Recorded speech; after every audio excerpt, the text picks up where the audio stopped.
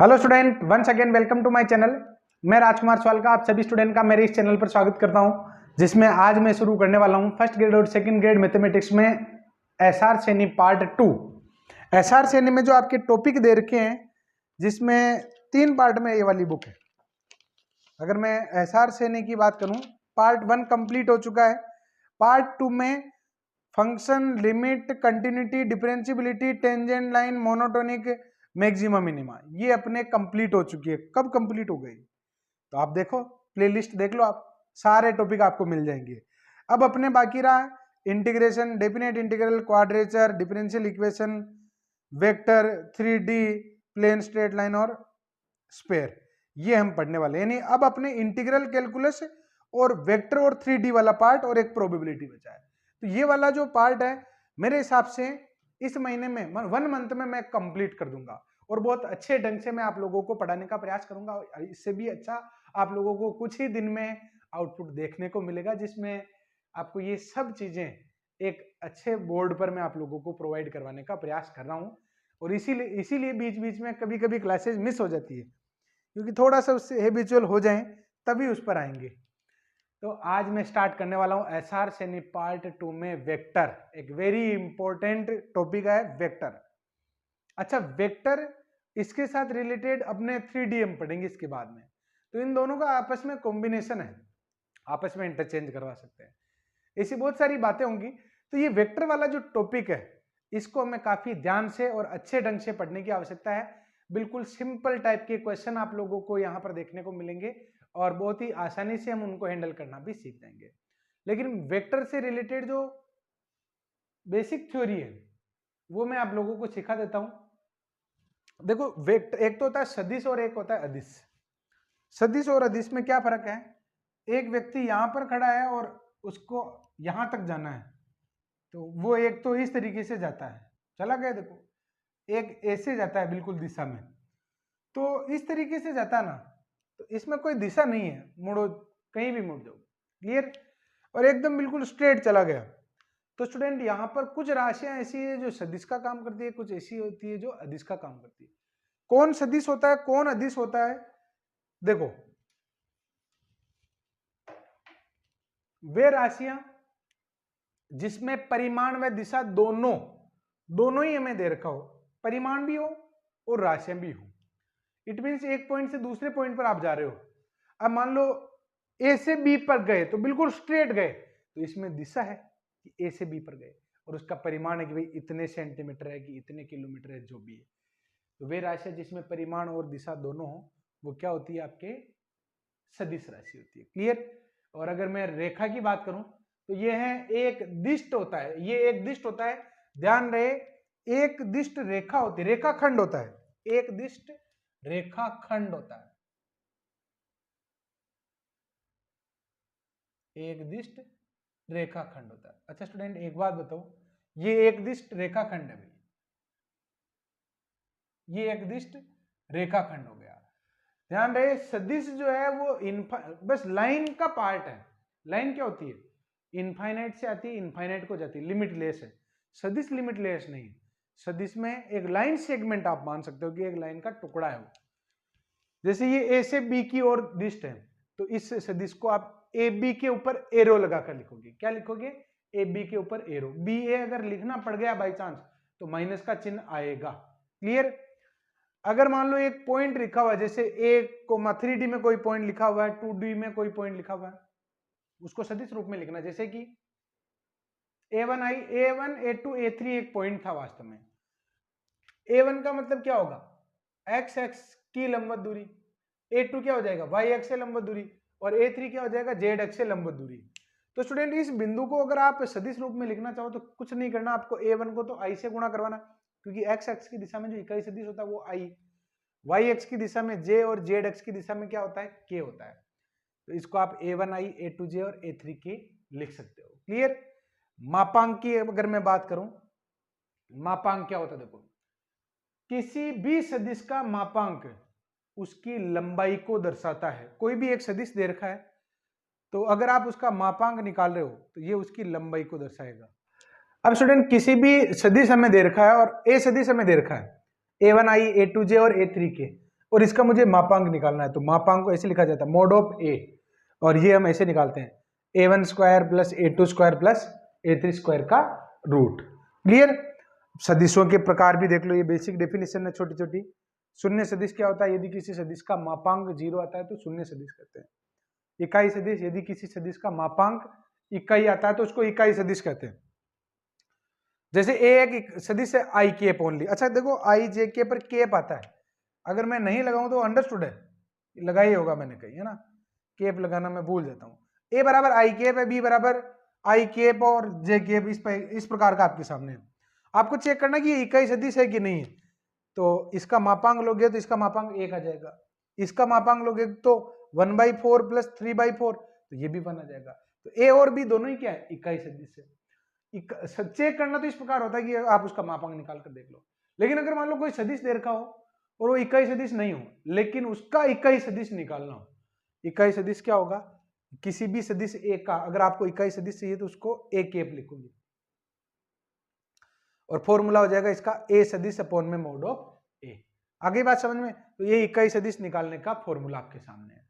अब समान सदिश क्या होते हैं?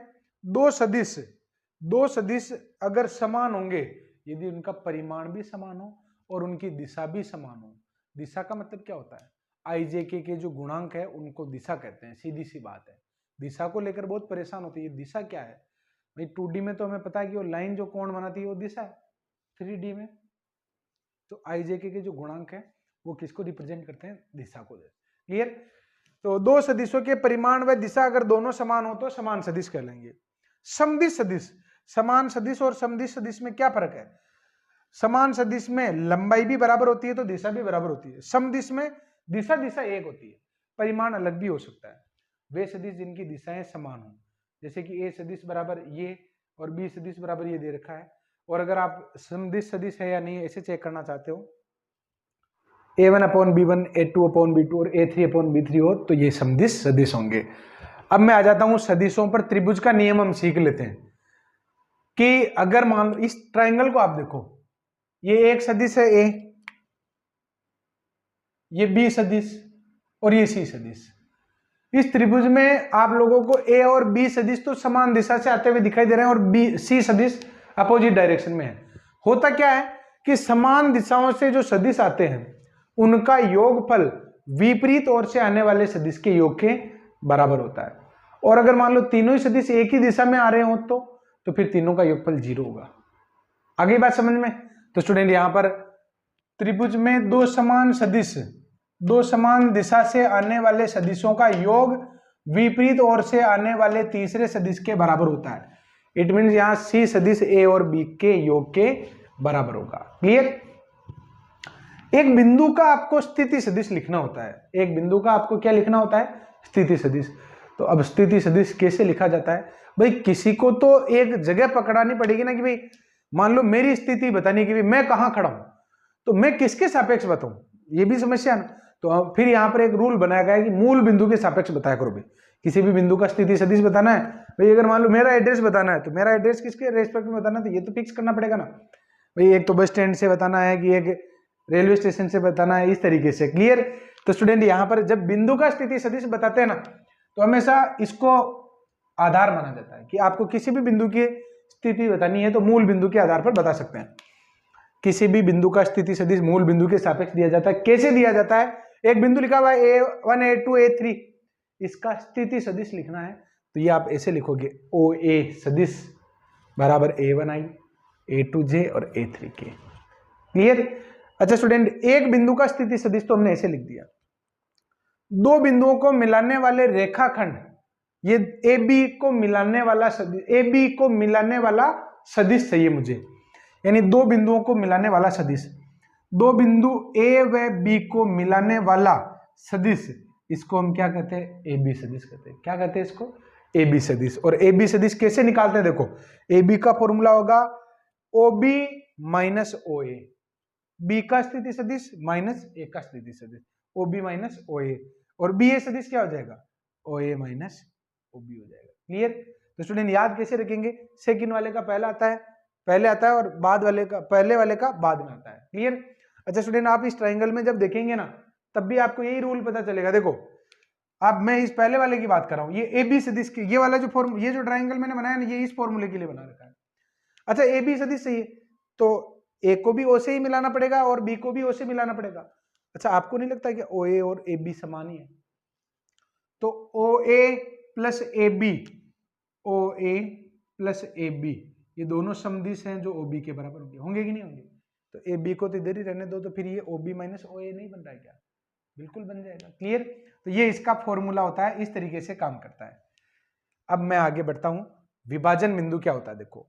अच्छा देखो अंतः विभाजन और बाह्य विभाजन भी हम बिंदुओं में देख ही रहे थे कि x1 y1 बिंदु है, उधर x2 y2 है, P एक बिंदु है जो इसको m1 अनुपात m2 में बांटता है, वहां पर भी तो कर ही रहे थे।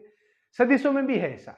सदिशों में क्या है देखो, एक बिंदु जिसका स्थिति सदिश A सदिश है, एक दूसरा बिंदु जिसका स्थिति सदिश B सदिश है, एक P का मुझे स्थिति सदिश चाहिए, और जो इस AB सदिश को m अनुपात n में बांटता है। अब वो m अनुपात n अंतः है कि बाह्य है, वो डिपेंड करेगा। तो P क्या हो जाएगा, mb plus N A upon में m प्लस n। दूसरा क्या हो जाएगा, mb minus N A upon में m माइनस n। क्लियर? तो ये बाह्य विभाजन के लिए होता है और ये अंतः विभाजन के लिए। क्लियर? समानांतर सदिश की बात कर रहा हूं। अच्छा देखो समान सदिश में एक समदिश सदिश था, इधर समानांतर सदिश की बात कर रहा हूं। समानांतर सदिश वैसे हम क्रॉस प्रोडक्ट जब लेंगे ना, ए क्रॉस बी जब मैं लिखाऊंगा तो वहां पर भी एक बहुत अच्छा कॉन्सेप्ट आएगा कि दो सदिश अगर समानांतर है तो उनका क्रॉस प्रोडक्ट 0 के बराबर होता है। क्लियर? लेकिन उससे भी आसान इस जगह लिखा हुआ है, क्योंकि वहां तो अपना ध्यान जाता है, यहां पर अपना ध्यान नहीं जाता। ये भी कोई फॉर्मूला होगा, ये तो सरल सी बात, सिंपल सा कॉन्सेप्ट होगा, लेकिन इसमें बहुत कुछ छुपा हुआ है। ये आपके क्वेश्चन को बहुत आसानी से सोल्व करवाएगा कि अगर समानांतर सदिश है, दो सदिश समानांतर है, तो डेफिनेटली अच्छा समानांतर सदिश समदिश सदिश होते हैं। क्लियर? अच्छा विपरीत दिशा में हो सकते हैं, लेकिन कह सकते हैं। समानांतर सदिश की मैं बात कर रहा हूं, ये ए सदिश है और ये बी सदिश, दोनों समानांतर है कि नहीं? अगर समानांतर सदिश है तो क्या होगा, अच्छा ये छोटा कर देता हूं तो भी समानांतर सदिश ही होगा, ध्यान रख लेना। ए व बी समानांतर सदिश कब होंगे, जब ए सदिश और बी सदिश को किसी संख्या के गुणा में बराबर लिखा जा सकता है। यदि ए प्लस लेमडा बी है तो ए और बी समदिश सदिश होंगे। क्लियर? अब आ जाओ इधर, तीन बिंदुओं के संरेखीय होने की आपको शर्त लिखनी है। त्रिभुज का क्षेत्रफल 0। बहुत सारे कॉन्सेप्ट हम सीखेंगे, लेकिन वो 2D में था, अभी हम 3D में आ चुके हैं। तो फिर ABC अगर तीन बिंदु संरेख होंगे, यदि तीन बिंदुओं को मिलाकर दो दो सदिशों में बदल दो, AB और BC। क्लियर? AB और BC अगर मान लो AB सदिश निकाल लिया आपने, BC सदिश निकाल लिया, और अगर वो समानांतर है ऐसे, अगर आप उनको ऐसे लिख पा रहे हो, इसका मतलब वो संरेखीय समझे जाएंगे। ये कॉन्सेप्ट आगे भी रिपीट होगा कि तीन बिंदुओं को अगर आपको संरेख सिद्ध करना है, AB सदिश निकाल लो, BC सदिश निकाल लो, या AB के साथ AC ले लो, या BC के साथ AB ले लो, कुछ भी ले लो, कुल मिला के दो कॉम्बिनेशन ले लिए, और उनके बीच में कोण निकाल लो। AB और BC के बीच में अगर कोण 0 आता है तो उनको हम क्या कहते हैं, संरेखीय कहते हैं। आगे बात समझ में? तो यहां पर क्या है कि अगर तीन बिंदु संरेख होंगे, यदि AB और BC क्या हो, समानांतर हो। कैसे करेंगे वो अभी आपको समझ में आ जाएगा। दो सदिशों का डॉट प्रोडक्ट यहां से शुरू होता है वास्तव में। तो इतनी देर तो हम क्या है कि वो जो बिल्कुल बेसिक होते हैं ना, बिल्कुल बेसिक वो पढ़ रहे थे। अब मैं बिल्कुल डॉट प्रोडक्ट की बात करूंगा, क्रॉस प्रोडक्ट की बात करूंगा, angle between two vectors, angle between line and plane, ये सब बात हम करेंगे। तो दो सदिशों का अदिश गुणा डॉट प्रोडक्ट हमें निकालना है। एक सदिश है ए, एक सदिश है बी। डॉट प्रोडक्ट में भी दो मेथड है, एक तो कंपोनेंट घटक रूप में दे रखा हो तो डॉट प्रोडक्ट कैसे निकालेंगे, और जब ए और बी का आपको परिमाण दे रखा हो और कोण दे रखा हो तब आप डॉट प्रोडक्ट कैसे निकालेंगे। तो दोनों ही बातें सीख लो। दो सदिश ए व बी हो और जिनके बीच में कोण अगर थीटा हो, तो ए डॉट बी बराबर mode A mod B cos theta, ये फॉर्मूला होगा।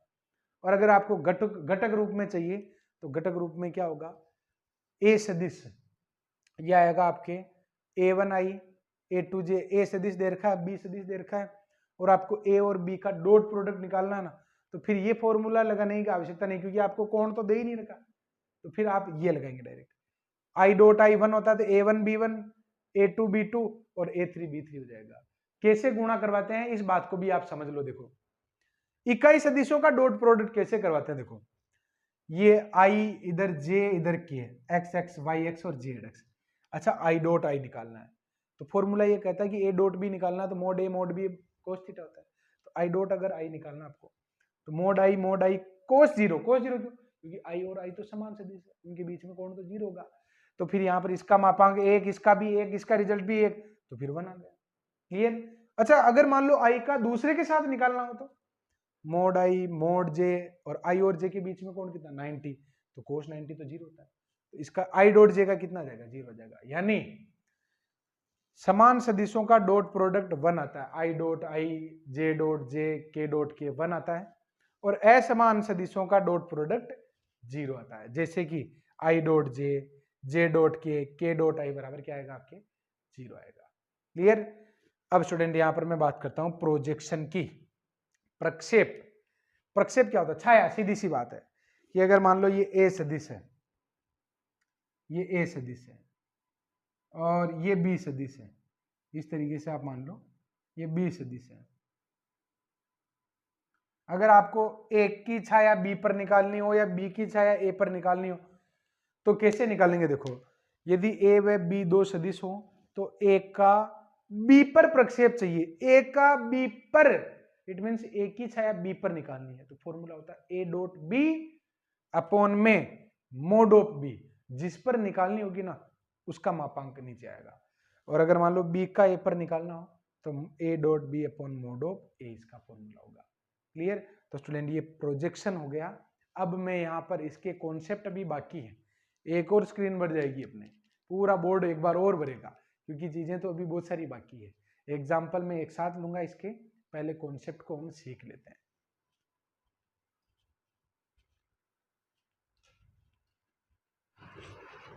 अब स्टूडेंट यहां पर आगे बढ़ते हैं। देखो इसमें दो सदिशों के बीच में कोण निकालना है। ये वाला फॉर्मूला इतना इंपॉर्टेंट है कि आगे जब आप दो सरल रेखाओं के बीच में कोण निकालेंगे, एक समतल और सरल रेखा के बीच में कोण निकालेंगे, तो बार बार ये फॉर्मूला काम आएगा। कुल मिला के बात ये कि दो सदिशों के बीच में कोण जब भी आप लोगों को निकालना हो तो इसी फॉर्मूले को प्रायोरिटी पे रखें।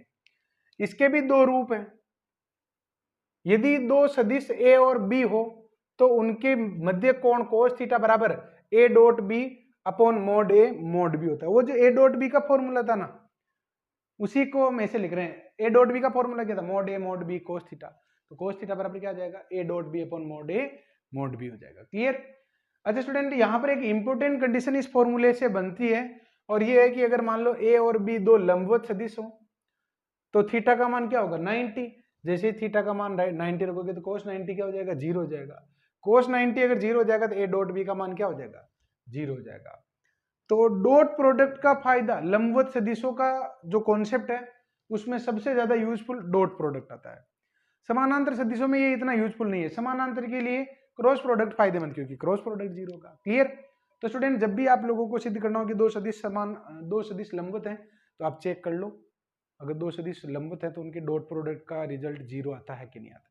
अगर जीरो आता है तो डेफिनेटली हम कह सकते हैं कि ये लंबवत सदिश है। अगर समानांतर सदिश हुए तो ये तो वही वाली बात होगी ना, समानांतर सदिश a1 upon b1 a2 upon b2 और a3 अपॉन b3, जो मैंने प्रीवियस स्क्रीन पर बताया था आपको। दो सदिशों का सदिश गुणा, क्रॉस प्रोडक्ट की मैं बात कर रहा हूं। डॉट प्रोडक्ट से हम कंप्लीट कर चुके हैं यहां तक। अब मैं आ जाता हूं क्रॉस प्रोडक्ट में। क्रॉस प्रोडक्ट में देखो ए और बी दो सदिशों के परिमाण अगर दे रखे हो और उनके बीच में कौन दे रखा हो, एक सदिश दे रखा है ए, दूसरा सदिश दे रखा है बी, और दोनों के बीच में कौन दे रखा है थीटा।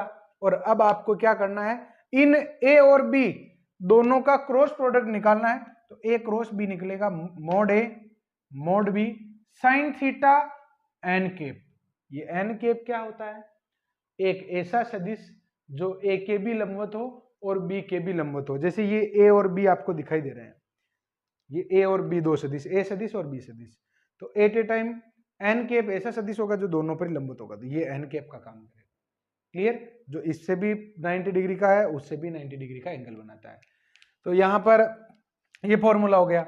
अच्छा, एन कैप दोनों के लंबवत इकाई सदिश है। अच्छा, ए और बी अगर कंपोनेंट फॉर्म में दे रखे हो और अगर आपको क्रॉस प्रोडक्ट निकालना हो कंपोनेंट फॉर्म में दे रखे हो घटक रूप में, तो आई जे के और determinant A1 A2 A3 B1 B2 B3 ये आप निकाल लो, आपके क्रॉस प्रोडक्ट आ जाएगा। क्लियर।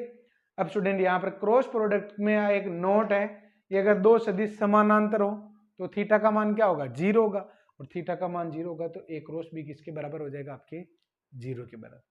क्लियर।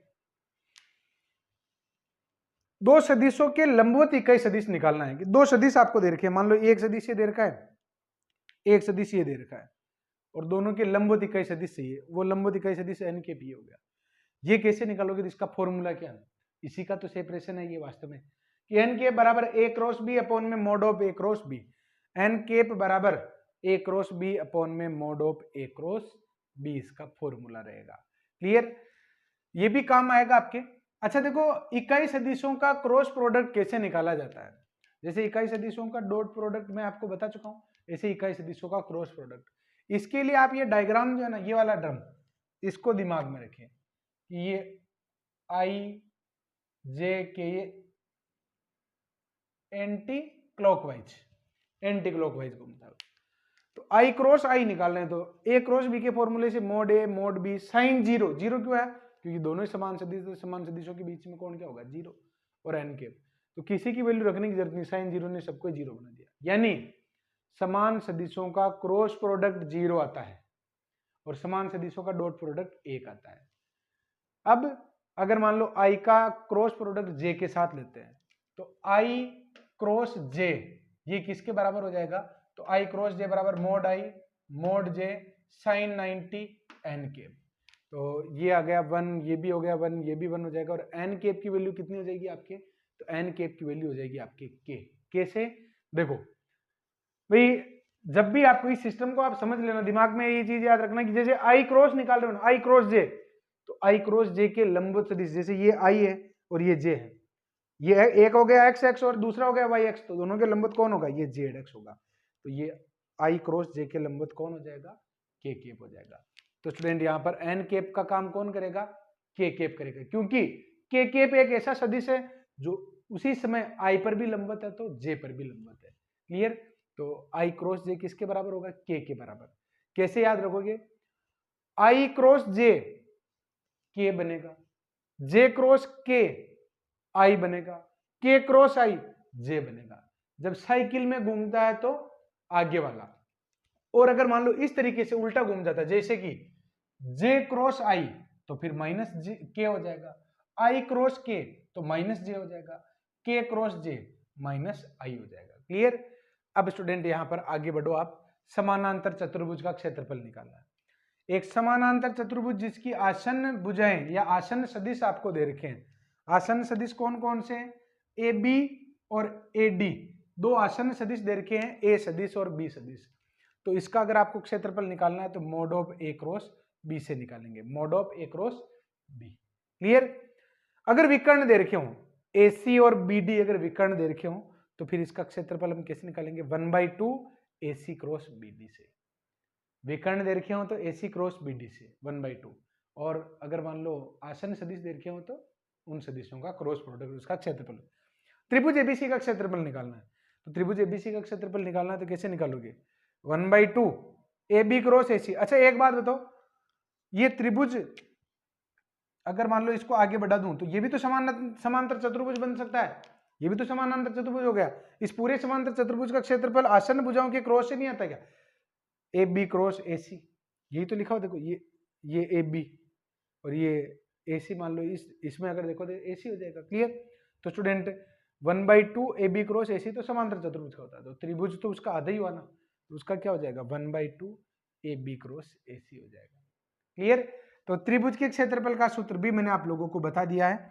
एक बल द्वारा किया गया कार्य निकालना है कि अगर मान लो एक अचर बल F किसी कण को A से B तक ले जाता है, तो उस ले जाने में उस पाथ में किया गया कार्य, वो जो पाथ होता है कर्व, उसमें किया गया कार्य क्या होगा, F डॉट डी। डी क्या है, डी बराबर ए बी सदिश, डी क्या हो जाएगा आपके ए बी हो जाएगा। क्लियर। अब स्टूडेंट यहाँ पर त्रिक गुणा की मैं बात कर लेता हूँ। दो दो का आपने क्रॉस प्रोडक्ट भी देख लिया, डॉट प्रोडक्ट भी देख लिया। अब मैं तीन तीन का देख लेता हूँ, अदिश गुणा और सदिश गुणा। अच्छा, अदिश गुणा और सदिश गुणा क्यों कहते हैं? अगर आउटपुट अदिश है तो अदिश गुणा कहा जाता है, और अगर आउटपुट सदिश है तो सदिश गुणा कहा जाता है। अदिश त्रिक गुणा, जिसको बॉक्स प्रोडक्ट से अगर हम कहेंगे तो ज्यादा बढ़िया रहेगा। बॉक्स प्रोडक्ट ऑफ एबीसी निकालना, तो इसको खोलने का सिस्टम क्या रहता है? ए का डॉट प्रोडक्ट बी क्रॉस सी के साथ, या फिर ए क्रॉस बी का डॉट प्रोडक्ट सी के साथ। तो ये तो लिखा हुआ ए डॉट बी क्रॉस सी, या फिर ए क्रॉस बी डॉट सी। ऐसे निकालने से ज्यादा फायदा इसमें रहता है कि ए के कंपोनेंट, बी के कंपोनेंट, सी के कंपोनेंट और ये डिटर्मिनेंट, ये अदिश त्रिक गुणा हो गया। अगर मान लो इकाई सदिशों का मुझे त्रिक बॉक्स प्रोडक्ट निकालना हो तो आई जे के लिखा हुआ है, तो आई डॉट जे क्रॉस के हो जाएगा। आई जे के का क्या हो जाएगा? आई डॉट जे क्रॉस के। जे क्रॉस के किसके बराबर हो जाएगा? आई के बराबर, यानी आई डॉट आई बराबर क्या हो गया आपके? 1 हो गया। यानी बॉक्स प्रोडक्ट ऑफ आई जे के किसके बराबर होगा? आपके 1 के बराबर, क्योंकि एबीसी अगर है तो उसको ऐसे तो बोलते हैं ए डॉट बी क्रॉस सी। तो जे क्रॉस के तो आपके आई बनेगा ना, जे क्रॉस के आई बनेगा इसी सिस्टम से। फिर आई डॉट आई 1 हो जाएगा। तो यानी साइकिल में जब तीनों घूमते हैं, चाहे तो आई जे के हो या जे के आई हो या के आई जे हो, इनका रिजल्ट आपके +1 होगा। और उल्टी साइकिल में अगर घूमते हैं, आई के जे, आई के जे आई और जे आई के, इसका रिजल्ट क्या होगा? -1 होगा। क्लियर? एक नोट आप लोग देख लो कि अगर मान लो बॉक्स प्रोडक्ट में दो संकेत एक जैसे हो तो उसका रिजल्ट 0 होता है। क्यों होता है? अगर आप इसको खोलते हो तो A dot B cross B बराबर 0 आएगा ना। अगर आप इसको खोलते हो तो A dot B cross B क्या आएगा? आपके 0 के बराबर आएगा। अच्छा sorry, A dot B cross B आएगा, अभी 0 तो लिखना ही नहीं है। A dot B cross B आ गया। अच्छा, बी क्रॉस बी, दो समान सदिशों का क्रॉस प्रोडक्ट तो 0 होता है, 0 नहीं होता है क्या? तो फिर ए डॉट 0 किसके बराबर हो जाएगा? 0 के बराबर। तो ए बी बी ये किसके बराबर हो जाएगा? आपके 0 के बराबर। ऐसे ही अगर तीनों भी समान हो तो भी 0 ही होगा। कहीं भी लिखा हो, चाहे साथ साथ हो, ऐसा भी जरूरी नहीं। अगर मान लो ऐसे लिखा हो ए बी ए तो भी 0 ही होगा। एक चतुष्फलक का आयतन हम निकालना सीखते हैं। चतुष्फलक हो सकता है कि चतुष्फलक के चारों शीर्ष दे रखे हो सकता है कि संगामी तीनों भुजाएं दे रखी हो। तो स्टूडेंट एक चतुष्फलक को हम इमेजिन करते हैं। अगर मान लो A B, B C, C D, A B ऐसा कुछ दे रखा हो, तो एक बिंदु पर संगामी होने वाले सदिश ए बी उस चतुष्फलक के 3 भुजाएं जो किसी एक बिंदु पर मिलती है। जैसे अगर आपको 4 शीर्ष दे दिए ए बी सी डी, तो आप उसको 3 भुजाओं में बदलोगे, ए बी, ए सी और ए डी, तीनों भुजाएं हो गई। फिर उसका अगर आपको आयतन निकालना है तो 1/6 ए बी सी हो जाएगा। वो ए बी सी उसकी भुजाएं हो गई, जो आप डायग्राम में देख सकते हैं। क्योंकि मैंने ओ ए, ओ बी और ओ सी 3 भुजाएं ले ली। ओ ए भुजा को मैं ए कह रहा हूं, ओ बी को बी कह रहा हूं, ओ सी को क्या कह रहा हूं? सी कह रहा हूं। क्लियर? 4 बिंदु अगर समतलीय हो ना, तो उसके लिए फिर उसका आयतन क्या हो जाएगा? 0 हो जाएगा। क्लियर? तो जब भी आपको 4 बिंदुओं को समतलीय सिद्ध करना हो, उसका आयतन निकालो, 0 अगर आता है तो फिर मामला बैठ जाएगा। सदिश त्रिक गुणा, बॉक्स वेक्टर ट्रिपल प्रोडक्ट, ये वेरी इंपॉर्टेंट है। और कैसे? देखो, ए क्रॉस बी क्रॉस सी अगर निकाला तो इसका फॉर्मूला होगा दूर वाले का। कैसे याद करते हैं? ये बाहर वाला जो है ना, बाहर वाले का दूर वाले के साथ dot product, A dot C B minus A dot B और सी। जो बाहर लिखा हुआ है उसका डॉट प्रोडक्ट दोनों के साथ होना है, लेकिन पहले दूर वाले के साथ होगा, माइनस फिर पास वाले के साथ होगा। ऐसे ये बाहर लिखा हुआ सी, तो इसका डॉट प्रोडक्ट दोनों के साथ होना है, लेकिन पहले सी का ए के साथ होगा। तो ए डॉट सी, फिर बी बाहर बचेगा जो लिख देंगे, माइनस बी डॉट सी और ए लिख दिया। क्लियर? तो आई थिंक मेरे हिसाब से सारे कॉन्सेप्ट हो गए हैं स्टूडेंट। अब मैं यहाँ पर इसकी एग्जाम्पल ले लेता हूँ, ताकि एग्जाम्पल से हम इस कॉन्सेप्ट को और अच्छे से समझ पाए और फील कर पाए। क्लियर? तो अब मैं यहाँ पर इसके एग्जाम्पल ले रहा हूँ।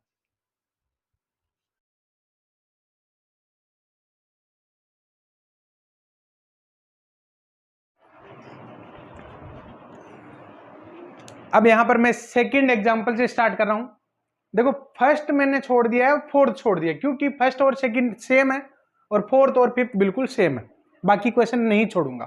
क्लियर? सेकंड एग्जांपल देखिए आप। तीन बिंदु दे रखे हैं और तीनों बिंदु आपको बताने कि ये तीनों बिंदु क्या है, संरेख है। तो ए का मान क्या है, संरेख है। संरेख सिद्ध करने की दो शर्तें, दो कंडीशन है, आप लोग दो फॉर्मूले अप्लाई कर सकते हैं। क्या क्या है? पहला ये है कि आपने ये सीखा है कि अगर मान लो ए सदिश और बी सदिश अगर समानांतर हो तो ए बराबर क्या लिख सकते हैं, लेमडा बी, या फिर उल्टा कह दो कि ए बराबर लेमडा बी अगर आपने लिख दिया तो ए और बी को आप समानांतर सदिश कह सकते हो। तो यहां पर जो आपकी कंडीशन आ रही है ये ऑलरेडी पहले से ही लिखा हुआ कि ए बी और सी ये तीन सदिश संरेख है, और संरेख अगर है तो मैं यहां पर क्या करने वाला हूं, सबसे पहले ए बी सदिश निकाल लेता हूं। क्या निकाल लेता हूं, बिंदुओं को मिलाकर मैं सदिश निकाल लेता हूं। तो ए बी सदिश क्या आ जाएगा आपके, ए बी सदिश ये आ जाएगा आपके ओ बी माइनस ओ ए। तो ये ओ बी तो लिखा हुआ है और ये ओ ए लिखा हुआ है, तो इसमें से इसको घटाओगे ना तो माइनस का 20i, माइनस का तो 20i और माइनस करोगे तो माइनस का 11j आ जाएगा। ऐसे ही या तो BC निकाल लो या AC निकाल लो। AC निकालते हो तो फिर OC माइनस OA कहेंगे ना, OC minus OA, this minus this, तो ये आ जाएगा A माइनस 60i और माइनस का 55j। अब स्टूडेंट यहां पर कंडीशन क्या लगाना चाहते हो, कौन सी कंडीशन आप लगाना चाहते हो? देखो ABC संरेख है तो फिर AB और AC समानांतर होंगे, क्लियर। और समानांतर सदिशों के लिए क्या कंडीशन थी, डॉट प्रोडक्ट याद करो। अगर दो सदिश लंबवत है तो डॉट प्रोडक्ट 0 होता है, और समानांतर है तो A1 अपॉन B1 बराबर A2 अपॉन B2 बराबर A3 अपॉन B3 लिखा था ना। तो देखो यहां पर सिंस AB समानांतर है AC के, तो फिर यहां पर क्या होगा, this upon this, it means -20 upon में A माइनस 60 बराबर -11 अपॉन में माइनस का 55। तो क्रॉस मल्टीप्लाई करवा लो ना, ये 5 इधर मल्टीप्लाई होगा तो माइनस का 100 और ये आ जाएगा A माइनस 60, तो A की वैल्यू आ जाएगी आपके माइनस का 40, जो आपके इस ऑप्शन में दे रखा है। एक मेथड तो ये था, एक आप ये भी कर सकते थे क्योंकि AB और AC समानांतर है ना, तो आप AB क्रॉस AC बराबर 0 भी ले सकते हो, क्योंकि समांतर सदिशों का क्रॉस प्रोडक्ट क्या होता है, 0। भाई सबसे बढ़िया है कि लंबवत सदिशों में डॉट प्रोडक्ट 0 होता है और समांतर सदिशों में क्रॉस प्रोडक्ट 0 होता है। अगर आप ऐसे भी करोगे तब भी आपका आंसर A बराबर क्या आएगा, -40 आएगा, क्लियर। अगला जो सवाल है, तीन सदिश दे रखे हैं और ये सदिश क्या है, किसी त्रिभुज के शीर्ष है, तो मुझे बताना कि ये त्रिभुज किस प्रकार का है। तो अगर आप ये तीनों त्रिभुजों के शीर्ष दे रखे हैं, मान लो ये A है, ये OA सदिश है, मान लो ये OB, क्योंकि प्रत्येक बिंदु का स्थिति सदिश किसके सापेक्ष दिया जाता है, मूल बिंदु के सापेक्ष। तो मान लो ये तीनों सदिश है, ये A सदिश, ये B सदिश और ये C सदिश, क्लियर। मुझे बताना कि ये त्रिभुज किस प्रकार का है। तो मैं क्या करता हूँ, AB भुजा निकाल लेता हूँ, BC निकाल लेता हूँ, AC निकाल लेता हूँ। तो AB सदिश निकाल लो, क्या आएगा, OB minus OA, this minus this, OB minus OA।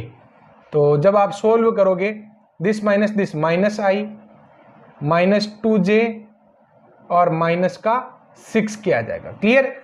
AB का परिमाण निकाल लो, AB का जब आप परिमाण निकालोगे तो यह आ जाएगा 1 + 4 + 36, इट मीन्स अंडर रूट में 41।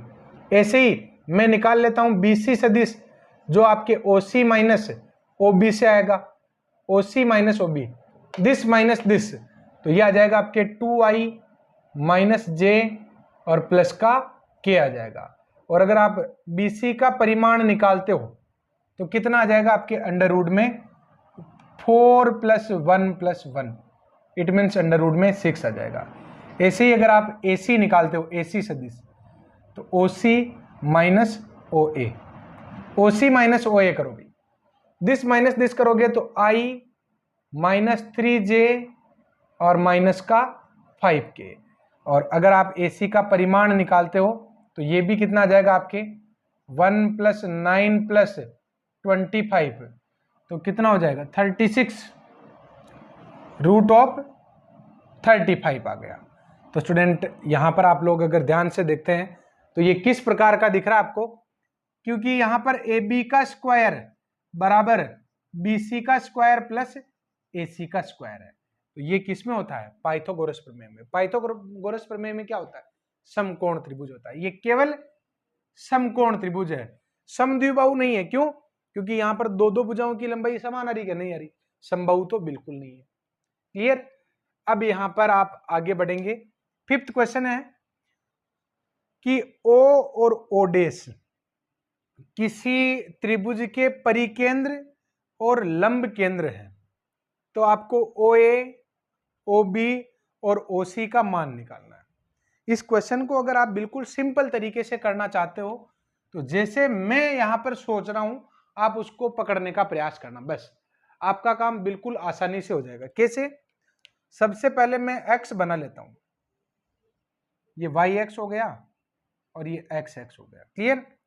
अच्छा स्टूडेंट एक बात बताओ, परिकेंद्र क्या होता है? समकोण त्रिभुज की, पर्टिकुलर समकोण त्रिभुज की बात कर रहा हूं। समकोण त्रिभुज का परिकेंद्र कहां पर होता है? कर्ण के मध्य बिंदु पर। लंब केंद्र कहां पर होता है? समकोण शीर्ष पर। ध्यान से सुनना क्या कह रहा हूं, समकोण त्रिभुज का परिकेंद्र तो होता है कर्ण के मध्य बिंदु पर, और लंब केंद्र कहां पर होता है? लंब केंद्र होता है आपके समकोण शीर्ष पर। क्लियर। अब क्वेश्चन क्या कर रहा है कि O और O डैश किसी त्रिभुज के, किसी भी त्रिभुज की बात कर रहा है, किसी त्रिभुज के परिकेंद्र और लंब केंद्र हो तो OA, OB और OC ये किसके बराबर होगा?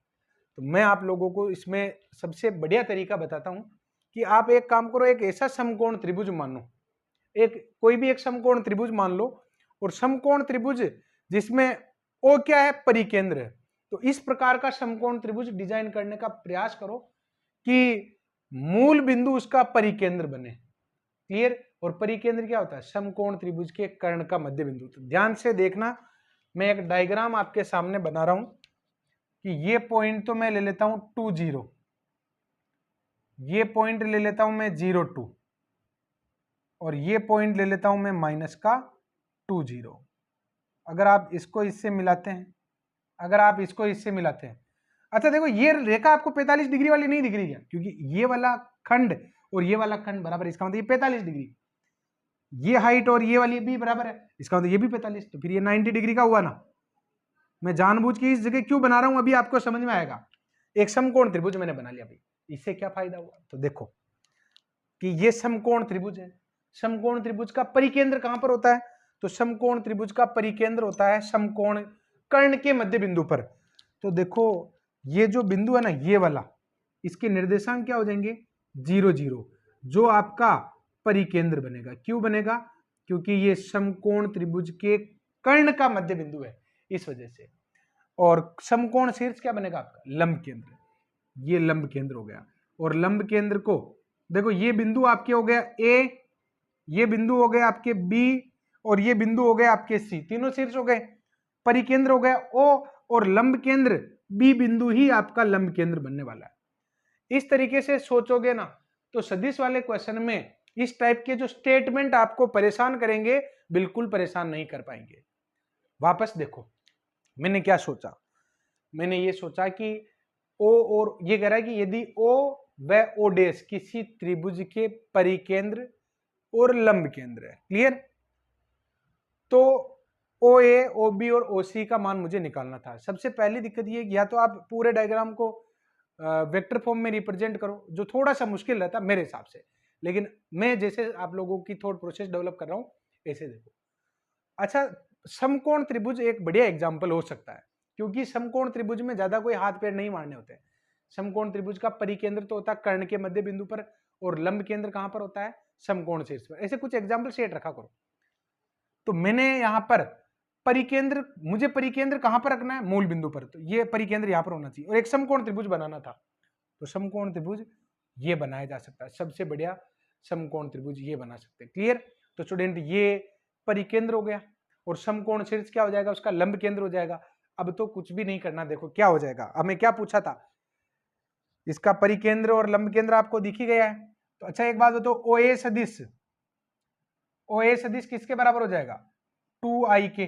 देखो ना, ओ ए सदिश 2i हो जाएगा, ओ बी सदिश ये हो जाएगा आपके 2j, और OC सदिश किसके बराबर हो जाएगा, माइनस के 2i के बराबर हो जाएगा। क्लियर। तो ये OA, OB और OC तीनों सदिश आ गए। क्वेश्चन क्या कर रहा है कि OA plus OB plus OC इन तीनों का योगफल क्या होगा, इन तीनों का योगफल होगा आपके 2j, क्योंकि ये दोनों तो कट जाएंगे। ये कह रहा है किसके बराबर आएगा, 2OA डैश 2 या OO डैश या 3OO डैश के बराबर आएगा। ये O है, ये O डैश है, तो OO डैश किसके बराबर होगा, सिंस OO डैश जब आप निकालोगे तो ये तो 2j के बराबर ही आ रहा है। देखो ना, ये OO डैश 2j के बराबर है। इसका मतलब ये जो आंसर आपकी किसके बराबर आ जाएगा, OO डैश के बराबर। पता नहीं आप लोगों के दिमाग में कितना फिट हुआ होगा, लेकिन ये एक बेस्ट एग्जाम्पल था जिसको मैं आगे भी अप्लाई करूंगा और आप लोगों को ये चीज़ बहुत अच्छे से फील करवाने का मैं प्रयास करूंगा कि वेक्टर के जो क्वेश्चन स्टेटमेंट टाइप के आते हैं जिनको लेकर इग्नोरेंस की प्रवृत्ति रहती है, मैक्सिमम स्टूडेंट क्या इग्नोर कर देते हैं कि ये थोड़ी हैंडल होना है, उसके लिए कुछ ऐसे एग्जाम्पल आप सेट कर सकते हो। आगे और एग्जाम्पल जब आएंगे तो और अच्छे से आप लोगों को समझ में आएगा। फिलहाल पेशेंस रखिए, आपने किए ही कितने, भी तो 3 ही तो एग्जाम्पल किए, अभी तो खूब सारे एग्जाम्पल करने, क्योंकि जितने ज्यादा एग्जाम्पल हम करेंगे उतनी ही ज्यादा क्लियरिटी आ पाएगी। ए सदिश दे रखा है और बी सदिश दे रखा है, हमें क्या करना है, ए और बी सदिश के लंबवत इकाई सदिश बनाना है। क्लियर। ए और बी के लंबवत इकाई सदिश, पहले प्रॉपर मेथड पर जाने से पहले मैं आप लोगों को डायरेक्ट ही सिखा देता हूं कि हमें एक इकाई सदिश की जरूरत है। अच्छा, इकाई सदिश की जरूरत है भाई, इकाई सदिश में क्या खास बात होती है, उसका परिमाण 1 होता है। तो देखो, देखिए इसका परिमाण 1 है क्या, तो ऊपर तो आ जाएगा आपके अंडर रूट में 4 + 1 अपॉन में 5, तो इसका परिमाण तो 1 नहीं आ रहा है, ये तो आंसर हो ही नहीं सकता। दूसरे का परिमाण 1 + 4 अंडर रूट में अपॉन में 5, इसका परिमाण भी नहीं आ रहा है। इसका जब निकालोगे तो अंडर रूट में 1 + 4 अपॉन में अंडर रूट 5, यही आंसर है। क्वेश्चन तो ऐसे ही हो गया। क्लियर कि हमने जो इकाई सदिश की रिक्वायरमेंट थी वो ऐसे पूरी कर ली कि भाई इकाई सदिश जो भी होगा उसका परिमाण भी तो 1 आना चाहिए, तो ऐसा तो एक ही ऑप्शन था, तो वो तो काम पहले ही हो गया। अब देखो प्रॉपर मेथड। अच्छा, अगर मान लो 2 ऑप्शन कॉन्ट्राडिक्ट कर जाते तो मान लो कि इसके भी अपॉन में अंडर रूट 5 होता, तो फिर कैसे करते, तो लंबवत सदिश है तो 2 लंबवत सदिशों का डॉट प्रोडक्ट क्या होता है, 0 करवाओ। देखिए इसका डॉट प्रोडक्ट इसके साथ करवाओगे ना, मैं आप लोगों को अभी बेसिक अप्रोच ट्रिक वाली जो थॉट प्रोसेस है वही बता रहा हूँ। 3i + j + 2k, इसका डॉट प्रोडक्ट जब आप आंसर के साथ कराओगे -2j + k अपॉन में 5 है, अंडर रूट 5 है, और बी सदिश जो दे रखा ना 2i + 2j + 4k, इसका डॉट प्रोडक्ट -2j + k के साथ जब करवाओगे तो माइनस का 2, क्योंकि i वाला था ही नहीं, तो j डॉट j क्या हो जाएगा 1, तो माइनस का 2 यहां से आएगा और प्लस का 2 यहां से आएगा, 0 आ गया ना। देखो इन दोनों का डॉट प्रोडक्ट 0 आ रहा है, इसका मतलब लंबवत सदिश की कंडीशन को ये सेटिस्फाई कर रहा है। इनका डॉट प्रोडक्ट करवाओगे तो ये नहीं आ रहा है, इसका मतलब मैंने कोई गलती कर दी सोच नहीं। 2i + 2j + 4k, अच्छा आ रहा है, सॉरी, माइनस का 4 और प्लस का 4 आ तो रहा, देखो बिल्कुल सही है, तो ये इसका आंसर है। अब सोचो प्रॉपर मेथड क्या होगा, तो देखो प्रॉपर मेथड, ऑब्जेक्टिव क्वेश्चन को ऐसे भी करना है, फिर मैं प्रॉपर मेथड भी आप लोगों को बताने वाला हूं।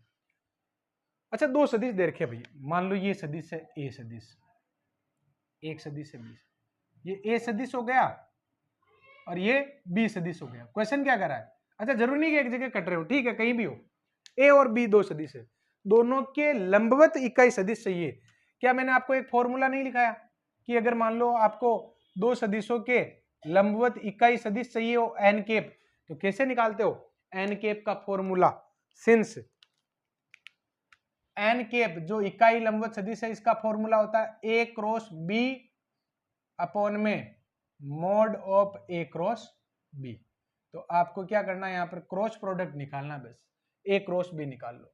तो ए क्रॉस बी निकाल रहे हैं भाई, क्या आएगा देखो, आई जे के 3 1 2 2 2 4, तो आई बराबर कितना आ जाएगा, 4 - 4 0, माइनस का जे 12 - 4 प्लस का के, यह आ जाएगा 6 - 2, इट मीन्स ये आ जाएगा माइनस का 8j और प्लस का 4k। ये तो a क्रॉस b आ गया। अब आप इसका परिमाण भी निकाल लो। a क्रॉस b का जब आप परिमाण निकालते हो तो ये आएगा आपके 64 प्लस में 16, तो 80 हो जाएंगे ना। तो इसको आप क्या लिख सकते हो, 4 अंडर रूट में 5 लिख सकते हो। क्लियर। तो फिर एन कैप क्या हो जाएगा, एन कैप इस फॉर्मूले के अकॉर्डिंग चलोगे तो माइनस का 8j प्लस का 4k अपॉन में 4 अंडर रूट 5, जो आपके माइनस का 2j प्लस का k अपॉन में अंडर रूट में 5 के बराबर आ जाएगा, जो आपके इस ऑप्शन में दे रखा है। क्लियर। अब आ जाओ आगे। पी क्यू और आर, तीन बिंदु दे रखे हैं, बिंदु पी क्यू आर, इनसे गुजरने वाले समतल के लंबवत इकाई सदिश चाहिए। कैसे, देखो सोचो ये प्लेन है, ये एक प्लेन है और ये इस प्लेन में तीन बिंदु है, एक तो P बिंदु है, एक आपके Q बिंदु है और एक आपके R बिंदु है। क्लियर। अच्छा स्टूडेंट, यहां पर आप लोग देखो ये तीनों बिंदु आपके सामने, क्वेश्चन क्या कह रहा है कि तीन बिंदु हैं PQR से गुजरने वाला समतल। तो ये जो मैंने आयत बनाया ये एक समतल का ही तो काम कर रहा है। जो तीनों बिंदुओं को, एक कागज है, मान लो ये समतल के एक कागज है, इस पर तीन डॉट लगा दिए, तो बताओ तीनों ही बिंदु उस कागज में है कि नहीं, तो बिल्कुल समतल ही हो गए ना। तो ये तो कह रहा है कि बिंदु PQR से गुजरने वाले समतल के लंबवत इकाई सदिश चाहिए। तो लंबवत इकाई सदिश चाहिए, एक बार परिमाण निकालो, कितने सदिश है जिनका परिमाण 1 आता है, अंडर रूट 6 इसका परिमाण आ रहा है, इसका परिमाण कितना आएगा अंडर रूट 6, जो आंसर नहीं होगा। इसका under root 6 into under root 6, इसका अंडर रूट 6 बटेवा अंडर रूट 6, इसका अंडर रूट 6 बटेवा 6, ये आंसर है भाई इसका, क्योंकि लंबवत इकाई सदिश एकमात्र ऐसा मिला जिसका परिमाण क्या है, 1 है। अब प्रॉपर मेथड पर आ जाओ। प्रॉपर मेथड में आप क्या करोगे, तीन बिंदुओं को आपको समतलीय, मतलब तीन बिंदुओं के निर्देशांक आपको दे रखे हैं और तीनों बिंदुओं के लंबवत इकाई सदिश चाहिए। तो मैं यहां पर क्या करने वाला हूं, तीन बिंदुओं के लंबवत इकाई सदिश निकालने का तो फॉर्मूला नहीं है, लेकिन दो सदिशों के लंबवत इकाई सदिश निकालने का फॉर्मूला अपने पास जरूर है। तो हम एक काम करते हैं ना, इन तीन बिंदुओं को दो सदिश में बना लेते हैं। ये एक पी क्यू सदिश निकाल लेता हूं मैं, एक में पी आर सदिश निकाल लेता हूं, कोई से दो निकाल लो, पी क्यू क्यू आर ले लो या पी क्यू और पी आर ले लो, ये दो सदिश बन जाएंगे। तो सबसे पहले मैं क्या करने वाला हूं, पी क्यू सदिश निकाल लेता हूं। पी क्यू सदिश क्या आ जाएगा, O Q minus O P, this minus this, तो आई प्लस जे माइनस का 3k और पी आर सदिश आपके क्या हो जाएगा, ओ आर माइनस में ओपी, ओ आर माइनस में ओपी, दिस माइनस दिस, तो माइनस का आई प्लस का 3j और माइनस का k आ जाएगा। पी क्यू और पी आर आ गए ना।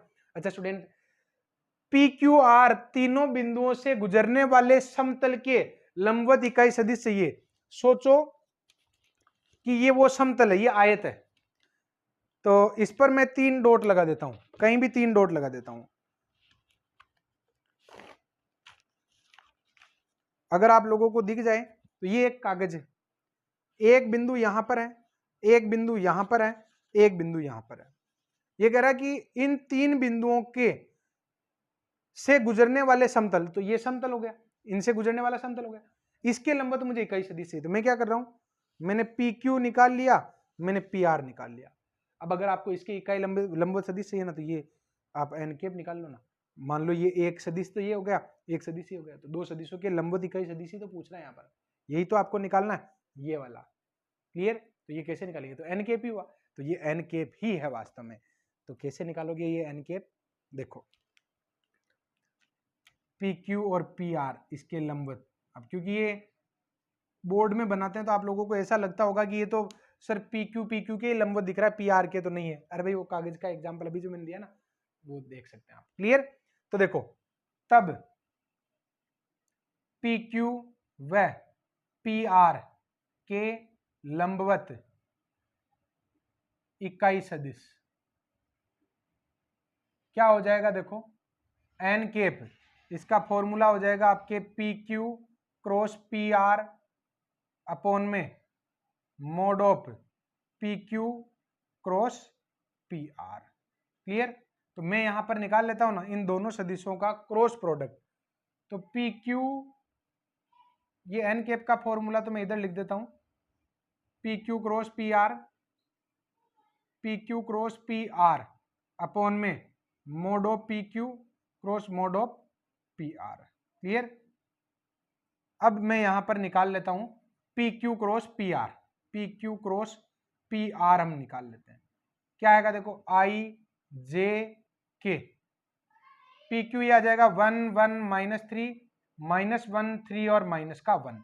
तो अगर आप इसको खोलते हो तो ये आ जाएगा 1 -1 माइनस का 1 और प्लस का 9 माइनस का जे -1 -3 और प्लस का के 3 प्लस का 1। तो फाइनली आ जाएगा 8i प्लस का 4j और प्लस का क्या आ जाएगा 4 क्या आ जाएगा। क्लियर? तो फिर यहाँ पर P Q cross P are, इसका मोड जब आप निकालोगे तो 64 प्लस 16 प्लस 16 तो कितना आ जाएगा 4√6 आ जाएगा। क्लियर? तो फिर यहाँ पर एन कैप क्या आ जाएगा, एन कैप आ जाएगा आपकी 8i plus 4j plus 4k upon में 4√6।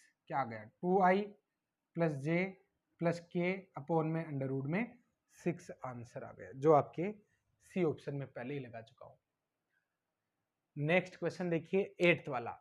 एक समांतर चतुष्फलक की आसन भुजाएं आपको दे रखी है, समांतर चतुष्फलक नहीं सॉरी समांतर चतुर्भुज की आसन भुजाएं आपको दे रखी है और इसका क्षेत्रफल निकालना है।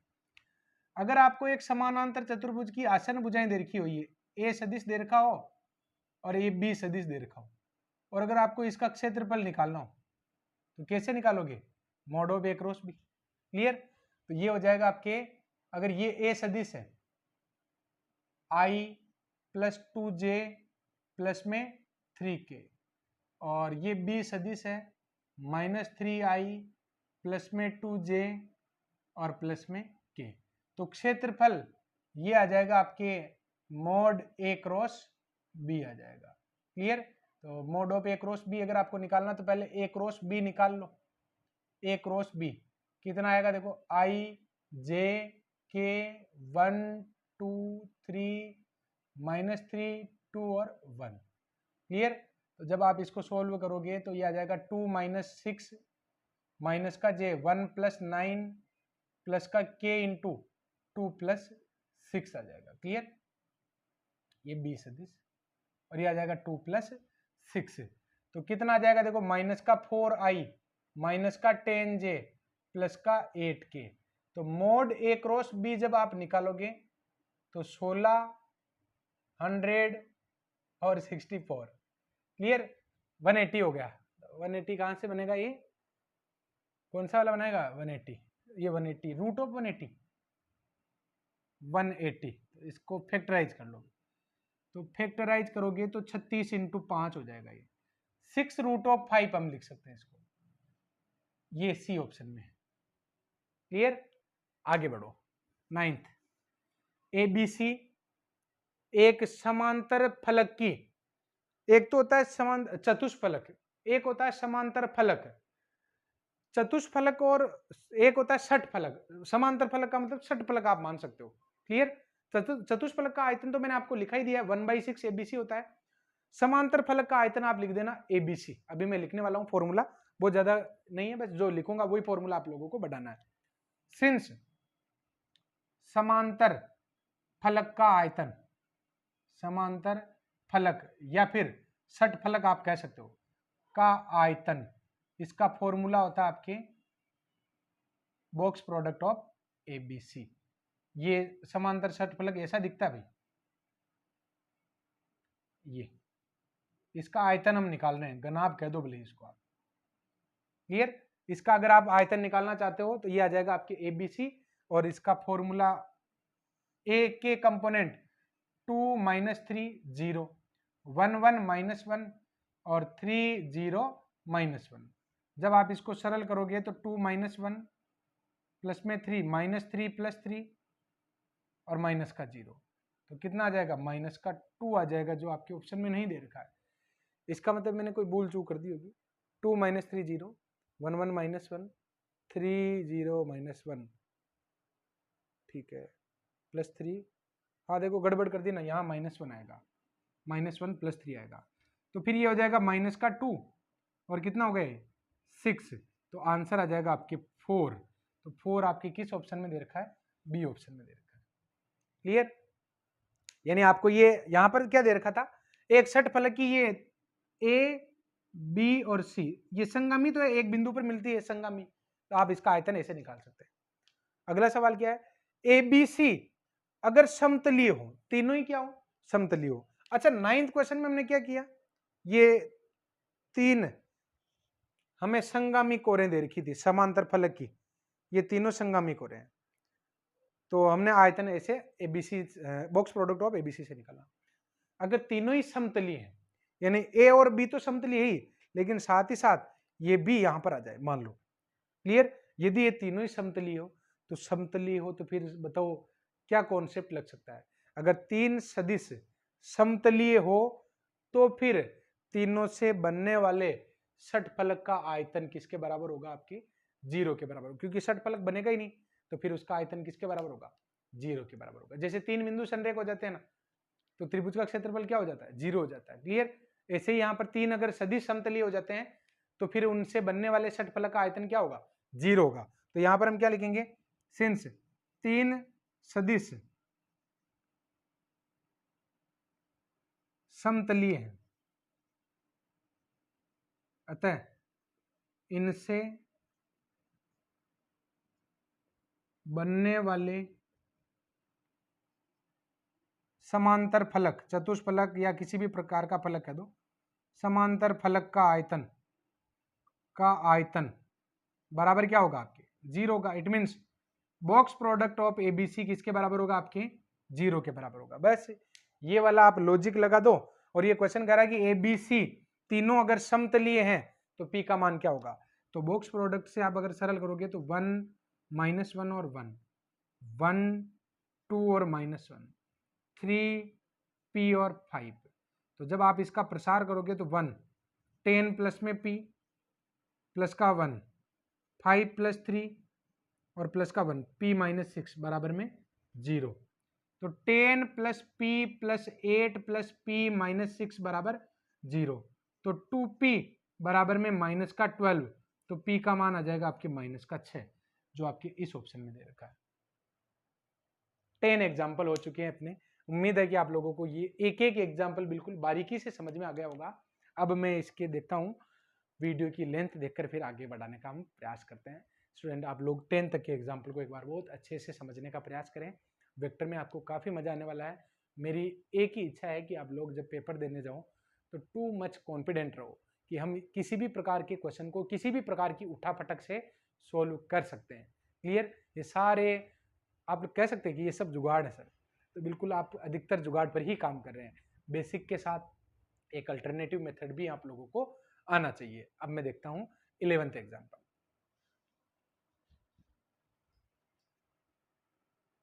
अब स्टूडेंट यहां पर मैं आगे बढ़ता हूं। देखो question number 11th example 11th में ले रहा हूं। ये कह रहा है कि एबीसी 3 ऐसे सदिश हैं जिनके लिए a + b + c 0 है, त्रिभुज की क्रमवार भुजाएं हो तो कौन सा ऑप्शन ट्रू होगा। ये 3 ऑप्शन लिखे हैं, चौथा ऑप्शन नन ऑफ दीज है। तो क्या कह रहा है कि एबीसी 3 सदिश हैं और तीनों सदिशों का योगफल क्या है, 0 है। एक काम करते हैं ना यहाँ पर कि 3 ऐसे सदिश लेट कर लो जिनका योगफल क्या आता हो, 0 हो। कोई भी एक ऐसा कॉम्बिनेशन आप लेट कर लो। तो मैं यहाँ पर लेट कर लेता हूँ ए सदिश बराबर आई, ए सदिश तो मैं लेट कर लेता हूँ आई सदिश के बराबर, और बी में लेट कर लेता हूँ जे के बराबर। तो मुझे एक बात बताओ, ए सदिश हमने आई मान लिया, बी सदिश हमने जे मान लिया, क्योंकि ए बी और सी तीनों का योगफल 0 आना चाहिए। तो बताओ सी सदिश क्या मानोगे, -i और -j मानोगे, क्योंकि अब देख लो a + b + c आपकी क्या हो रहा है, 0 हो रहा है। अब आप ऑप्शन को चेक कर लो, आपको पता चल जाएगा। तो सबसे पहले a क्रॉस b निकालो। तो a क्रॉस b जब आप निकालोगे it means i cross j जो आपके के बराबर हो जाएगा। फिर बी क्रॉस सी अगर हम निकालते हैं तो बी क्रॉस सी क्या आ जाएगा, J cross minus I minus J. It means minus का जे क्रॉस आई और माइनस का जे क्रॉस जे। जे क्रॉस जे तो जीरो हो जाएगा। और आपको ये सिस्टम तो याद है ना, या भूल ही गए? आई जे और के, इस सिस्टम को आपको याद रखना है। देखो जे क्रॉस आई क्या हो जाएगा, माइनस के होगा, तो ये आ जाएगा आपके के, और जे क्रॉस जे क्या हो जाएगा, जीरो हो जाएगा। तो एक रिजल्ट तो आपके सामने ये है, एक रिजल्ट ये है, क्योंकि ए क्रॉस बी निकाल लिया आपने, बी क्रॉस सी निकाल लिया, एक सी क्रॉस ए की और चर्चा हो रही है वो भी निकाल लो, सी क्रॉस ए। तो सी तो है आपके पास माइनस आई माइनस जे, इसका जब क्रॉस प्रोडक्ट हम लेंगे आई के साथ तो क्या आएगा, माइनस आई क्रॉस आई और माइनस का जे क्रॉस आई क्रॉस आई तो हो जाएगा जीरो, और जे क्रॉस आई फिर से क्या हो जाएगा आपके के हो जाएगा। तो आप देख सकते हैं कि ये तीनों ही रिजल्ट बराबर है, जो आपके इस स्टेटमेंट को फॉलो करेगा।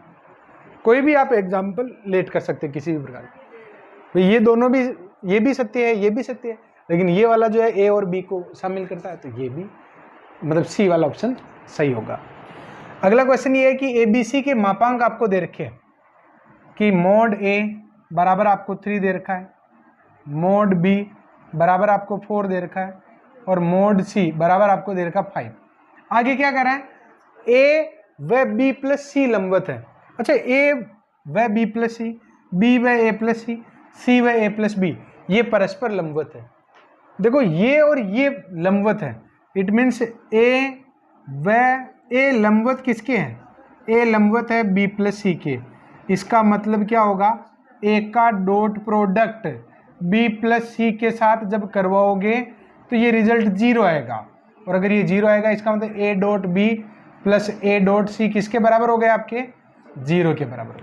क्लियर? ऐसे आगे क्या कर रहा है, बी लंबवत है सी प्लस ए के, ये इसके लंबवत है, इसका मतलब बी का डॉट प्रोडक्ट सी प्लस ए के साथ करवाने पर ये रिजल्ट भी क्या आएगा आपके जीरो।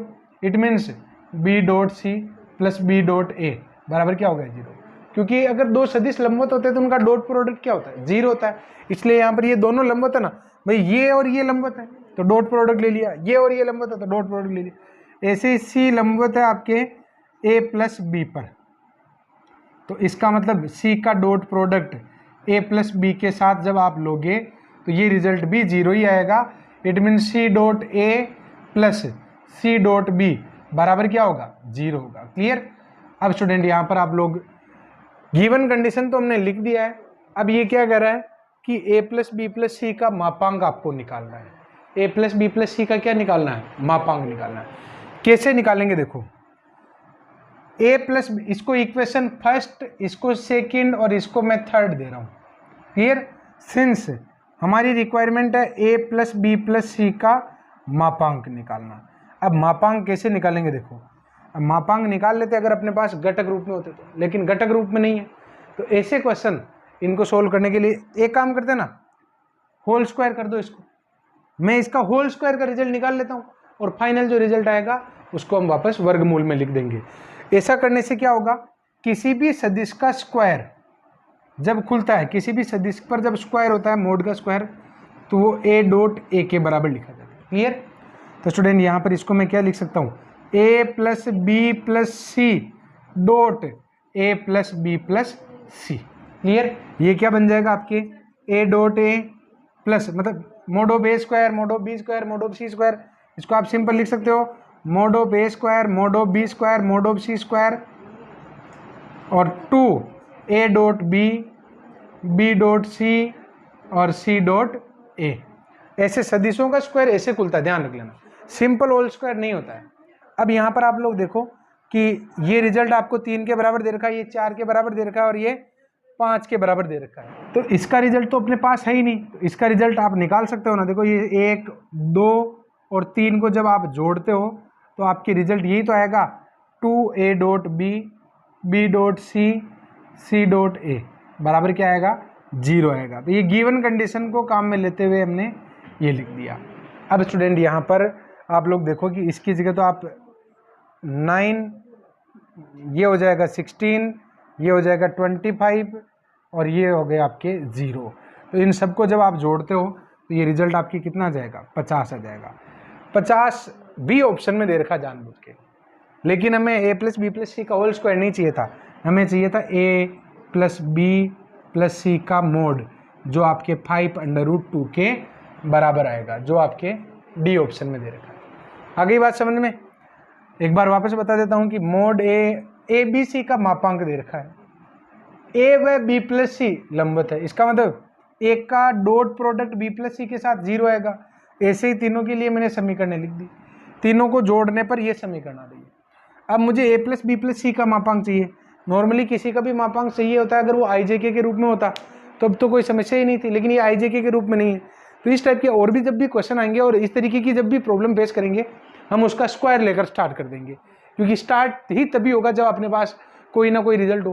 तो जब रिजल्ट नहीं हो तो आप स्क्वायर कर सकते हो, और सदिशों का स्क्वायर ऐसे हैंडल करते हैं। और फिर इसका होल स्क्वायर किया और वापस वर्गमूल ले लिया। अब आप आ जाओ 13 वाले क्वेश्चन में। ए बी सी तीनों का योगफल 0 है, ए का मापांक 3 है, बी का मापांक 5 है और सी का मापांक 7 है। तो ए व बी के बीच में कोण निकालना है। तो एक काम करते हैं, ए व बी के बीच में कोण निकालना है तो ए प्लस बी को तो इधर रहने दो और सी को राइट साइड में आप शिफ्ट कर दो। क्लियर? सी को राइट साइड में शिफ्ट कर दिया। अब कोण तो तभी आएगा, कोण अगर निकालना आपको तो कोण तो तभी आएगा जब अपने पास कोई ना कोई सिस्टम जनरेट हो। तो यहां तो पता ही नहीं चल रहा है, माइनस सी, सॉरी भाई, ए व बी के बीच में कोण तो ए डॉट बी से आएगा ना। अब यहाँ पर ए डॉट बी कैसे बना सकते हो? तो आप यहाँ पर इसका होल स्क्वायर कर सकते हो। क्या कर देते हैं हम इसका होल स्क्वायर? तो वर्ग अगर आप करते हो तो ये आ जाएगा आपके mod of A square mod of B square और प्लस में 2a डॉट बी और बराबर में क्या आ जाएगा आपके सी स्क्वायर आ जाएगा। क्लियर? तो मोड ऑफ ए स्क्वायर आपके 3 दे रखा था, ये 9 हो जाएगा, ये हो जाएगा 25 और 2a डॉट बी को आप क्या लिख सकते हो, मोड ए, अभी a डॉट बी रहने दो इसको, a डॉट बी और ये आ जाएगा आपके 49। तो 2a डॉट बी बराबर आपके कितना आ जाएगा, इनको इधर ले जाते हो तो 34 में से ये जाएगा तो कितना रह जाएगा, 49, 40, 15, ये 15 हो गया भाई।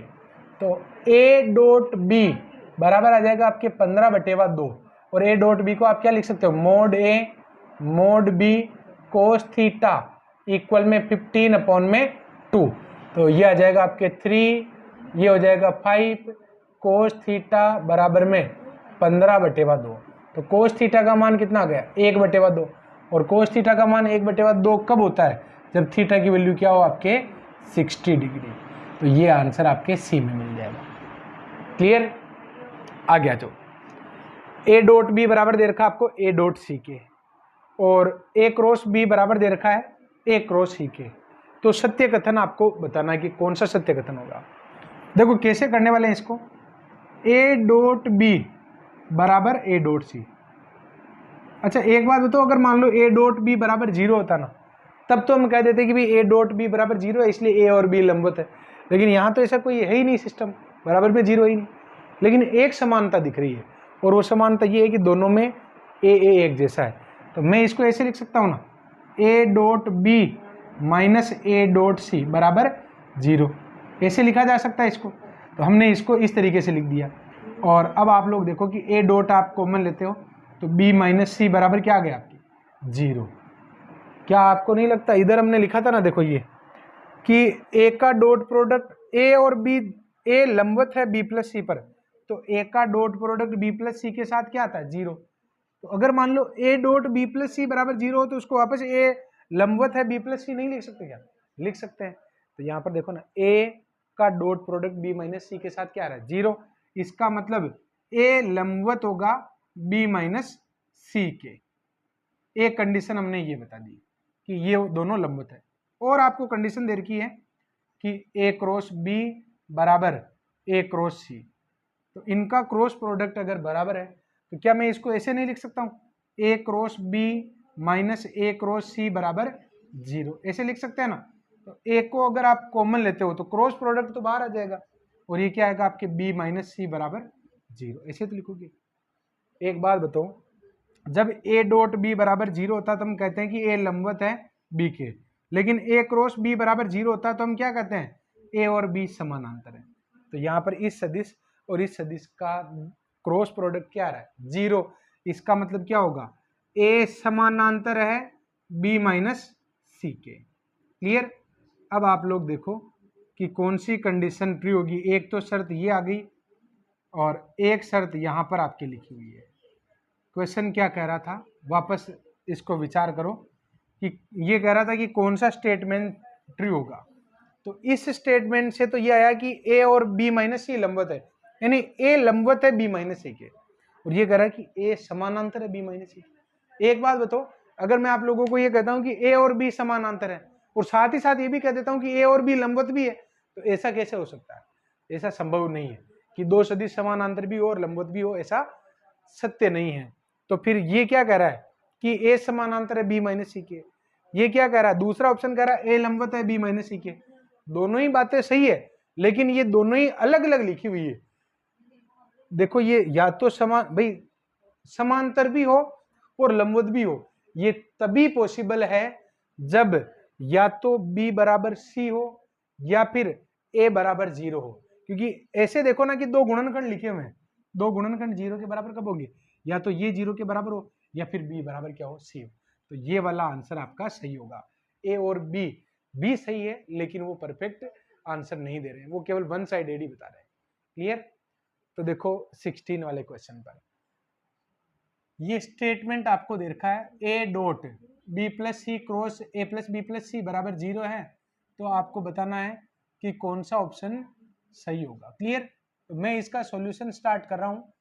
ये ए डॉट और बी प्लस सी को इसके साथ क्रॉस प्रोडक्ट कराओगे तो B cross A plus B cross B plus B cross C plus C cross A plus C cross B और प्लस सी क्रॉस सी।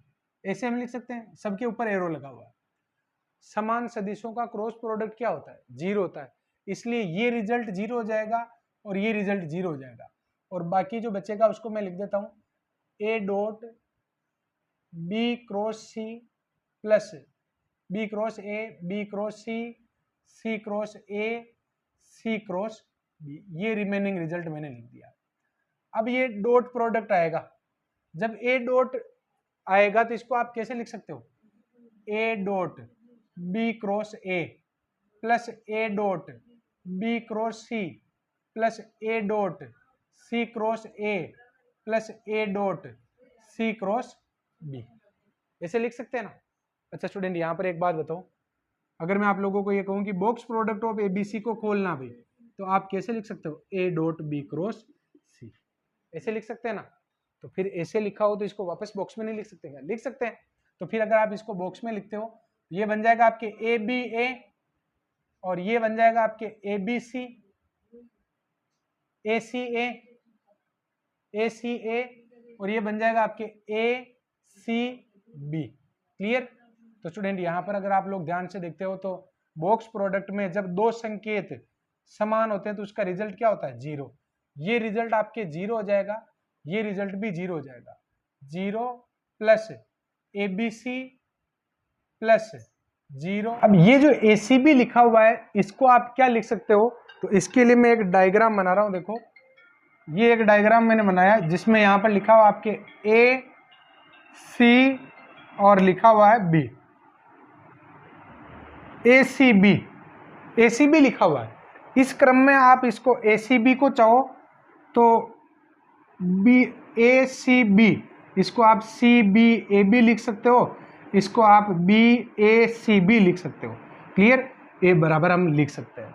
अगर मान लो उल्टा घुमाना हो, ये लिखा हुआ किस क्रम में, ए सी बी, अगर आप इसको ए बी सी लिखना चाहो, ए बी सी, तो आपको यहाँ पर माइनस का चिन्ह लगाना होगा। क्लियर। तो मैं इसको क्या लिख सकता हूँ, माइनस का ए बी सी, जो आपके फाइनल आंसर क्या बना देगा, 0। ए ऑप्शन आ जाएगा। क्लियर। तो ये इस तरीके से आप साइकिल इसमें घुमा सकते हो। अगर मान लो साइकिल में ही आगे बढ़ना हो तब तो माइनस नहीं आता, लेकिन उल्टा घूमते हैं तो माइनस आ जाता है। अब यहाँ पर लास्ट क्वेश्चन लेने वाला हूँ मैं 17 एग्जाम्पल, किसी सदिश ए के लिए आपको सिद्ध करना है। तो इस क्वेश्चन को कैसे करेंगे, तो थोड़ी देर के, क्योंकि कोई सदिश हमें नहीं दे रखा है, तो थोड़ी देर के लिए एक सदिश मान लो आप, कोई भी हम सदिश मान लेते हैं। लेट ए सदिश हम मान लेते हैं A1i, A2j और A3k, ये सदिश मैंने मान लिया। अगर कोई सदिश नहीं दे रखा हो और अगर आपको जरूरत पड़ती तो आप अपने अनुसार सदिश मान सकते हो। एक ट्रिपल प्रोडक्ट का भी मैं फॉर्मूला बता देता हूँ, जो हमने लिखा था कि A cross B cross C को अगर आपको खोलना है तो ये आ जाएगा आपके A का डॉट प्रोडक्ट दूर वाले के साथ, फिर वो B बचा है, माइनस फिर A का डॉट प्रोडक्ट B के साथ, A डॉट B और C आ जाएगा। यानी ये बाहर वाला जो होता है, बाहर वाले का डॉट प्रोडक्ट इसके साथ भी होता है और इसके साथ भी होता है, लेकिन पहले दूर वाले के साथ फिर पास वाले के साथ होता है। तो फिर हमें जो रिजल्ट निकालना है, इसमें देखो ये इसका सॉल्यूशन मैं लिख रहा हूँ, I का डॉट प्रोडक्ट I और बाहर आ जाएगा A minus I dot A और ये वाला I बाहर आ जाएगा। क्लियर? ऐसे ही J dot J A minus J dot A J आ जाएगा, J डॉट A और J का डॉट प्रोडक्ट J के साथ A बाहर और J का डॉट प्रोडक्ट A के साथ और ये वाला J बाहर। ऐसे ही K dot K A minus K dot A K आ जाएगा, K का डॉट प्रोडक्ट K के साथ बाहर A, K का डॉट प्रोडक्ट A के साथ और बाहर K आ जाएगा। अच्छा देखो I डॉट I तो 1 हो जाएगा, तो ये तो क्या बनेगा A सदिश। क्लियर? I का डॉट प्रोडक्ट A के साथ करवा रहे हैं क्योंकि हमने A इसीलिए तो माना था, जरूरत पड़ेगी। तो I का डॉट प्रोडक्ट जब इसके साथ करोगे तो A1 ही तो बचेगा, तो इसका रिजल्ट हो जाएगा आपके A1 और ये बाहर I लिखा हुआ है। ऐसे ही J डॉट J 1 हो जाएगा और प्लस का A सदिश और J डॉट A, J का डॉट प्रोडक्ट जब A के साथ करोगे तो माइनस का A2 और ये J।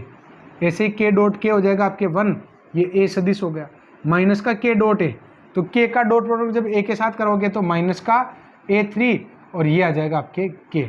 तो A तो कितनी बार है, 3 टाइम है, और बाकी माइनस का A1i, माइनस अगर कॉमन लेते हैं तो A1i A2j और प्लस में A3k। तो इसको हमने A सदिश माना था, वापस A सदिश लिख दो तो ये आ जाएगा आपके 2A सदिश, जो आपके इस ऑप्शन में दे रखा है। क्लियर? तो स्टूडेंट ये थी अपने आज की क्लास, जिसमें मैंने सारे बेसिक फंडामेंटल के साथ 17 तक के आप लोगों को विदाउट एनी स्किपिंग करवा दिए हैं। अब इसके बाद रिमेनिंग एग्जाम्पल हम करेंगे और उसके बाद आगे के 2-3 लेक्चर में इस टॉपिक के जो एक्सरसाइज के क्वेश्चन आपको दे रखे हैं वो मैं आप लोगों को करवाऊंगा। ध्यान रहे, अब आप लोग इसके सिमिलर टाइप के जो क्वेश्चन हैं इनको ढूंढ कर आप एक्सरसाइज में से कर सकते हैं। फिलहाल आज की क्लास में बस इतना ही। Thank you.